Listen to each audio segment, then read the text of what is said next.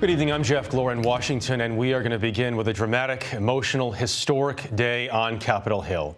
College professor Blasey Ford accused U.S. Appeals Court Judge Brett Kavanaugh of drunkenly sexually assaulting her at a party when they were teenagers. Kavanaugh, the president's nominee to the Supreme Court, denied it, accusing Democrats in the panel of turning advice and consent into search and destroy. Both swore under oath they were telling the truth. CBS News has learned key Republicans will be meeting tonight with Kavanaugh's confirmation hanging in the balance. We have a team of correspondents covering the Senate Judiciary Committee hearings, beginning with Nancy Cordes on the Hill. 21 senators sat silently as Professor Blasey Ford relayed what she says Judge Brett Kavanaugh and his friend Mark Judge did to her at a small gathering in 1982. I drank one beer. Brett and Mark were visibly drunk. I was pushed from behind into a bedroom across from the bathroom. I couldn't see who pushed me. Brett and Mark came into the bedroom and locked the door behind them. I was pushed onto the bed, and Brett got on top of me. Brett groped me and tried to take off my clothes. He had a hard time because he was very inebriated, and because I was wearing a one-piece bathing suit underneath my clothing. I believed he was going to rape me. I tried to yell for help. When I did, Brett put his hand over my mouth to stop me from yelling. It was hard for me to breathe, and I thought that Brett was accidentally going to kill me. Ford, a psychologist, sometimes relied on clinical terms to describe her experience. What is the strongest memory you have? The strongest memory of the incident, something that you cannot forget.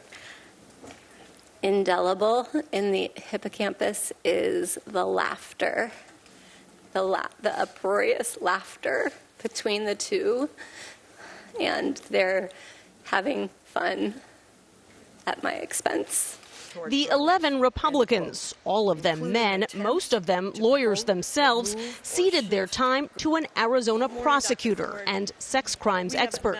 My name is Rachel Mitchell. Nice to meet you. She probed, gently, for gaps in Ford's story. You said that you do not remember how you got home. Is that correct? I do not remember. Has anyone come forward to say to you, hey, remember, I was the one that drove you home? No. Democrats repeatedly pointing out, you know you are not on trial. This is not a trial of Dr. Ford. It's a job interview for Judge Kavanaugh. Their questions took aim at the GOP theory that this is a case of mistaken identity. Dr. Ford, with what degree of certainty do you believe Brett Kavanaugh assaulted you? 100%. 100%. Ford said the trauma left lifelong damage. More specifically, claustrophobia, panic, and that type of thing. Which is why she initially sought to remain anonymous. I was calculating daily the risk-benefit for me of coming forward and wondering whether I would just be jumping in front of a train that was headed to where it was headed anyway, and that I would just be personally annihilated. How did you decide to come forward? Ultimately, because reporters were sitting outside of my home and trying to talk to my dog through the window. After about 4 hours, a defiant Judge Kavanaugh took her place. My family and my name have been totally and permanently destroyed by vicious and false additional accusations. I was not at the party described by Dr. Ford. This confirmation process has become a national disgrace. Since my nomination in July, there's been a frenzy on the left to come up with something, anything, to block my confirmation. Some of you were lying in wait and had it ready. This first allegation was held in secret for weeks by a Democratic member of this committee and by staff. This whole 2-week effort has been a calculated and orchestrated political hit. You may defeat me in the final vote, but you'll never get me to quit. As he went on, his anger gave way to emotion. The other night, Ashley and my daughter Liza said their prayers, and little Liza all of 10 years old.